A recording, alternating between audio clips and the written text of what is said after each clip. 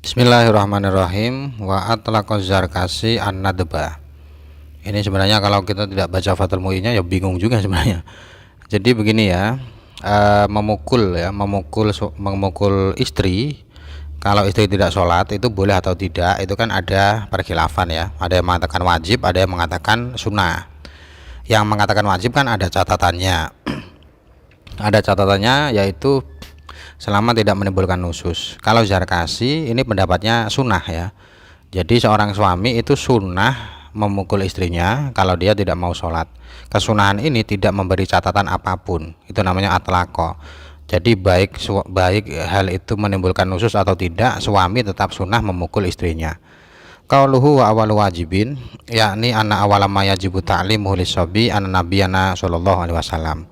Jadi pertama kali kewajiban bagi orang tua adalah mengajari anaknya, anak yang berusia 7 tahun itu ya, bahwa Nabi Muhammad lahir di Makkah, kemudian hijrah di Madinah, lalu wafat di Madinah. Wa yakunu dzalika muqaddaman alal amri bisolah. Bahkan kewajiban ini mengajarkan biografi atau sejarah Nabi ini lebih didahulukan daripada kewajiban memerintah sholat ya. Jadi sebelum diperintahkan sholat itu sebenarnya orang tua harus mengajari anaknya seputar cerita-cerita Nabi Muhammad ya. Qala fit tuhfah yajibu ta'limuhu ma yataru ila ma'rifatihi minal umur ad-dururiyah allati yakfuru jahiduha wa yastariqu fiha al-am wal khas. Ibnu Hajar menjelaskan dalam kitab Tuhfah bahwa orang tua harus mengajarkan anaknya hal-hal yang mau tidak mau harus diketahui, yaitu hal-hal yang pengetahuan tentang Islam yang bila tidak mengetahuinya, bila mengingkarinya itu bisa menimbulkan kafir ya.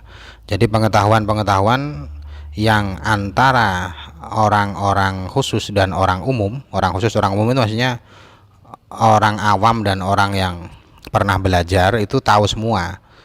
Wa minha, jadi pokoknya hal-hal yang hampir diketahui semua orang ya, hal-hal yang diketahui seluruh umat Islam, hukum-hukum yang diketahui semua orang Islam itu harus diajarkan kepada anak ya, kepada anak. Wa minha anna nabiyya sallallahu alaihi wasallam bu'itsa bi Makkah wa dufina bil Madinah kadak tasara alaihima. Termasuk dari kewajiban itu adalah mengajari bahwa Nabi Muhammad itu diutus ya, dijadikan rasul di Makkah dan dimakamkan di Madinah.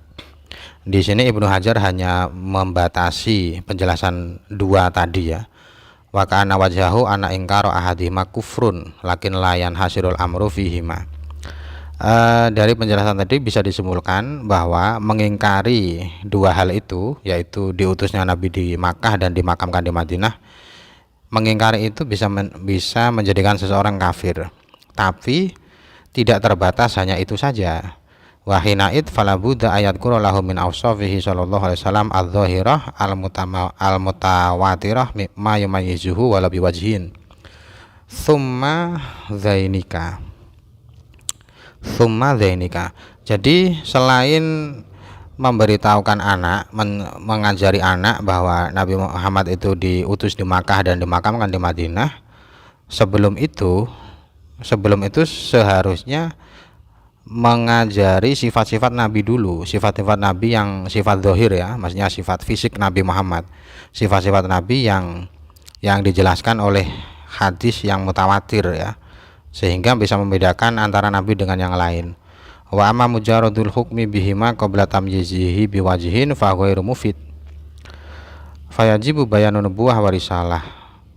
Dan menghukumi keduanya, maksudnya menghukumi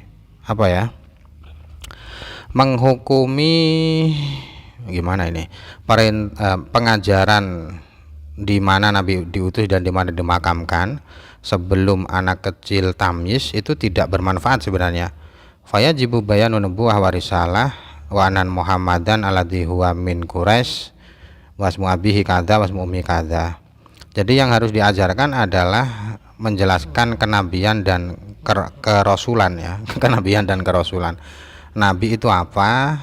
Rasul itu apa. Lalu diajarkan Muhammad itu keturunan Quraisy ya, berasal dari suku Quraisy, nama ayahnya adalah ini, nama ibunya ini, wa bu'itsa wa dufina bikadza wa bu'itsa wa dufina bikadza, dimakamkan di sini dan diutus di sini. Nabiullah wa rasuluhu ilal khalqi kafatan. Harus dijelaskan juga bahwa Muhammad adalah nabi dan utusan Allah untuk seluruh makhluk, Wa yata'ayinu aidzan dzikru launihi tsumma amruhu biha ay sholati walau qadaan. Kemudian disebutkan juga warnanya. Lalu baru diperintahkan sholat ya, walaupun qadha.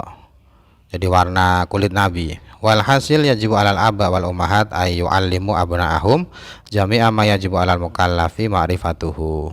Kesimpulan dari penjelasan dalam Fathul Mu'in ini bahwa bagi ayah dan ibu diharuskan mengajarkan anaknya seluruh hal-hal yang harus diketahui oleh mukallaf, kayarsahu al-imanu atau yurassahu al-imanu fi qulubihim wa ya'tadu ta'ah, supaya keimanannya itu mengakar di dalam hati ya, mengakar dan kuat ya, kokoh di dalam hati, dan juga supaya terbiasa melakukan taat. Kata alimihim mayajibu limaulana jalla wa'al wa mayastahil wa mayajus. Hal ini juga kewajiban ini juga mencakup mengajari mereka seputar sifat-sifat Allah ya, apa saja sifat yang pasti dimiliki Allah, apa saja sifat yang tidak mungkin dimiliki, dan apakah saja sifat yang boleh bagi Allah, wajib, mustahil, dan jaiz. Wa jumlatu dzalika ihda wa arba'una aqidah. Jumlah keseluruhan sifat Allah itu ada 41 keyakinan ya. Fa awaluha wujud ya. Jadi sifat-sifat Allah ini yang pertama wajib, wujud ya, wujud. Wa yastahilu alaihil adam. Kalau wujud berarti tidak mungkin adam ya, tidak mungkin tidak ada.